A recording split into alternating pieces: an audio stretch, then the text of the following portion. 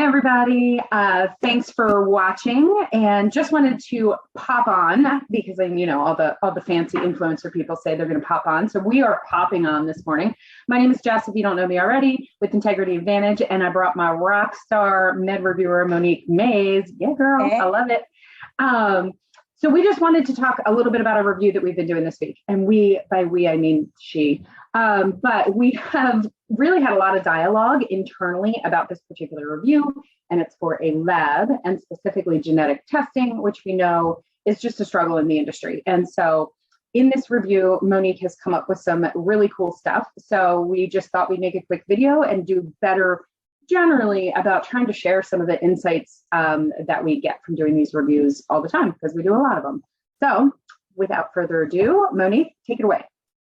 Well, thank you very much, Jess, for the lovely introduction. And we did review it because it did take a team, and I had to reach out to multiple people to help.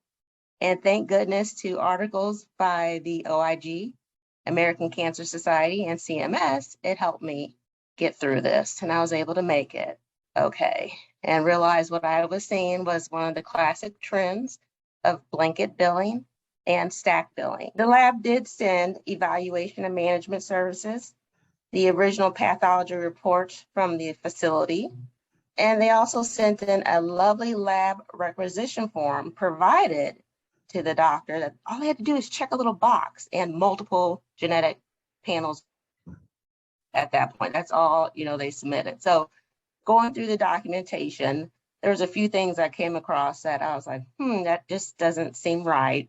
There were no orders for the actual genetic test, or the requisition forms were signed by another physician other than the treating doctor. So I was like, okay, where did that come about? Don't even know who this person is. The tests that were ordered didn't even apply to the member, and it wasn't even going to help them. They just stacked up all these testing all together. And the last thing that was most common is there wasn't a follow-up. You didn't see where the doctor received the results and how it was going to help the member in the treatment.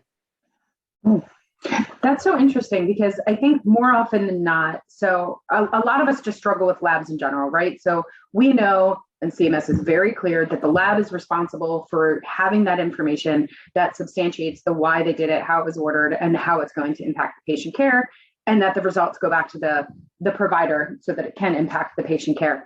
And in this one, you actually did get evaluation and management documentation, which is unusual really for us to even get. So I was like, okay, wow. We have the evaluation of management. No, great. We have a lab note, the requisition. Okay, we have the pathology report from the initial facility. Okay, let's see where this is going to go. Yeah. And as I started to dig, I was like, no, classic stacked billing. All right.